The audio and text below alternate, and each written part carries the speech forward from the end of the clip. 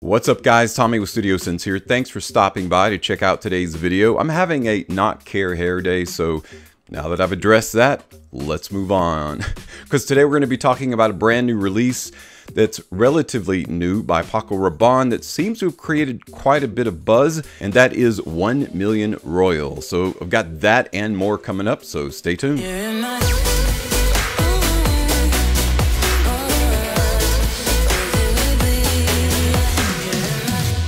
Welcome back guys. Got a new release by Paco Rabanne called 1 Million Royal that we're going to take a closer look at.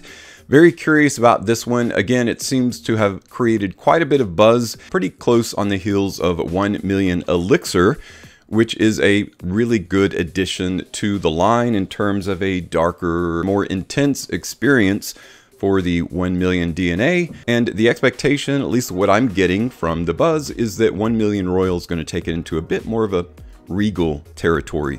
So like we always do in typical fashion, let's take a closer look first at that presentation. The box itself is gold like previous boxes. It says 1 Million Royal in black with the exception of the red and Paco Rabanne. This is an EDP concentration. The sides of the box have no information. On the back of the box is a QR code that says scan to discover the universe. Below that indicates it's made in France, conspicuous and vegan, very long lasting.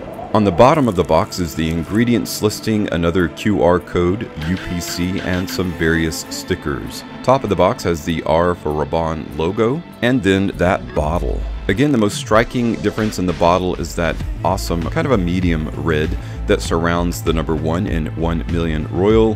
Again, at the bottom it does say 100 ml Paco Rabanne, and it is again an EDP concentration. Besides the 1 being an elongated octagon, that is the only difference between the 1 inside the triangle on 1 Million Elixir. Otherwise, the bottles are exactly the same. You've got the gold brick, and then of course the glass through which you can see a little bit of the juice moving. On the bottom of the bottle is imprinted the batch code along with some additional information. The coloration is exactly the same as well. When you hold it up to light, it's kind of like a dark brown or tan color.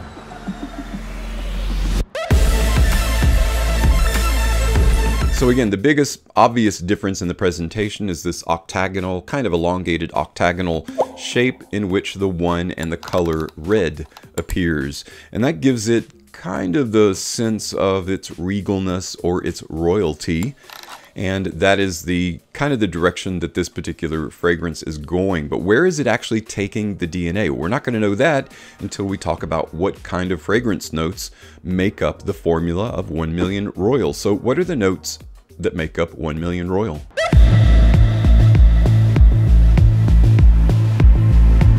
One Million Royal features top notes of cardamom, mandarin orange, and bergamot, with heart notes of lavender, sage, and violet leaf, resting on a base of benzoin, patchouli, and cedarwood. So now that we know the notes that make up 1 Million Royal, let's test it out and smell it and break it down a little bit for you guys. Of course, the atomizer is great. It sprays a lot of juice. In fact, 90% of it went past the litmus here, but I can still smell it. Pretty drastic difference between 1 Million Royal and 1 Million Elixir. I, for my part, am kind of more fond of the sweeter fragrances. 1 Million Elixir is pretty sweet, right? But it also has a ton of Divana and apple, which is a great combination for a sweeter gourmand-like fragrance. This is definitely going in the lighter territory. Now, right out of the bottle, it is reminiscent, at least to my nose, kind of a combination of 1 Million Parfum and 1 Million Elixir, though not nearly as loud. It's very toned down in comparison.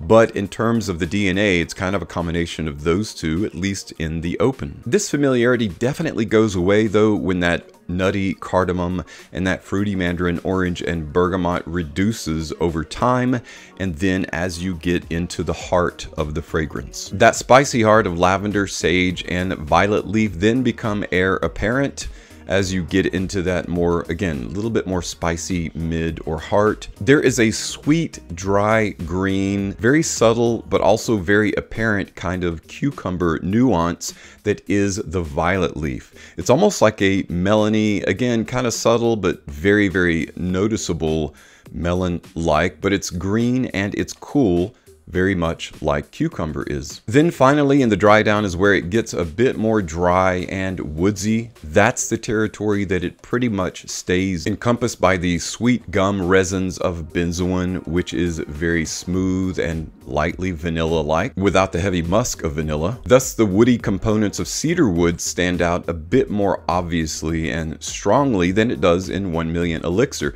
In 1 Million Elixir, it's overshadowed by the Davana and the vanilla that's in the base, because they do carry that same cedarwood base, 1 Million Elixir and 1 Million Royal. But in 1 Million Royal, again, you get a stronger sense of the woods because it's not overpowered by the vanilla Davana combination, and I really like that. I think that's where kind of the overall regal bearing and tonality of the fragrance kind of gets the idea of royalty and regality, because it comes across as a bit more finished and a bit less sweet, as much as sweet can be a trope in fragrance. And that's coming from a lover of 1 Million Elixir, because I really do like it. There is something a bit more final and a bit more upscale in the tonal quality in the base of 1 Million Royal, and so I think it is appropriately named, coming from how it actually comes across and how it smells. Whereas 1 Million Elixir is moving a bit more towards the gourmand territory, 1 Million Royal is moving a bit more towards, hey, I want to smell like 1 Million, but I want it to be a bit more refined, a bit more regal. 1 Million Royal is doing for the 1 Million line what Dior Homme, the 2020 edition, did for Dior Homme. It's kind of going in a more clean, dry, elegant, daily wear, signature scent kind of territory. So that's kind of a benefit to the 1 Million line, I think. Personally, for me and my part, my standpoint, going in the realm of sentimentality, I actually like 1 Million Elixir better than 1 Million Royal, for obvious reasons that I've already stated.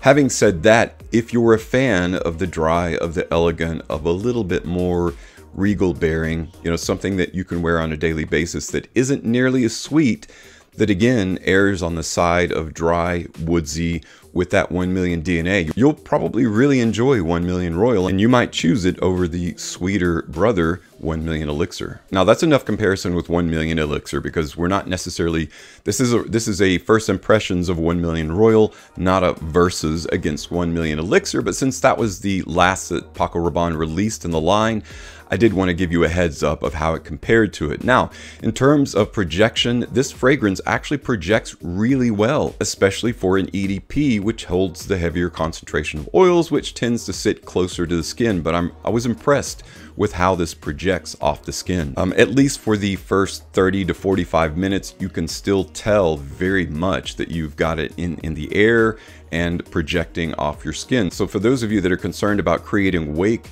people being able to tell what you've got on, there's no worries there. It's definitely going to create a very palpable kind of scent trail or wake when you walk by people and you're wearing this, at least for the first hour or so, and then it's going to pull back and be the typical skin scent, which most EDPs are. Again, without going into a full review and talking about the longevity, you're going to get probably 6-7+ hours out of this. So it's not going to hit that mark that 1 Million Elixir I think does, but it's going to come probably pretty close. It'll be about average or medium in terms of the performance. 1 Million Royal has been out for a little while now, so you can choose where you want to purchase it. It's at most retail stores, though it isn't at discounters yet, so you're going to pay full retail for it. Is it worth full retail? I don't know. That's really not a question that I can answer. You're going to have to answer that. You know, if you have disposable income and you want to buy a brand new fragrance, there's nothing stopping you from purchasing it. But for those of you that aren't really keen on the 1 Million line and want to wait, definitely wait till it hits discounters before purchasing it. Still yet at retail, I feel like you're probably going to get your money's worth. The one thing that I am impressed, they're going towards a more versatile type wear fragrance because it's not overly musky, it's not overly heavy, so you can wear this in a bit warmer weather than you can Elixir. Elixir you'd have to put on the shelf for cooler weather, but with 1 Million Royal, it's a bit more like the original 1 Million in that you can wear it in more of a multiplicity of ways, a variety of situations and seasons. Well guys, that's pretty much a wrap of my quick first impressions of Paco Rabanne's 1 Million Royal. I think it is a very nice addition to the fragrance line. I feel like it's not my favorite. I feel like I like 1 Million Elixir over it, but what I do enjoy about it is that it is a bit more versatile than 1 Million Elixir. It does retain this kind of dry, woodsy, regal tonal quality that is very different than any other flanker in the 1 Million line, and I think many people are going to really enjoy. As to whether you want to pay that price for it or not, that's going to be up to you. I do recommend trying out a sample while samples are available before you go all in for the 100 ml bottle. It is going to come in various sizes though at most retail outlets, so definitely check it out. I've got some links below if you do want to check those out as well. That might help you make up your mind as to whether you're going to purchase it or not, with some other various fragrances in the line that I feel like are equally as good, if not better. Guys, thanks so much for tuning in today and checking out my first impressions of Paco Rabanne's 1 Million Royal. Really appreciate your time, and as always, thank you so much for your continued support on my channel. I'm Tommy with Studio Sense, and I'll see you tomorrow.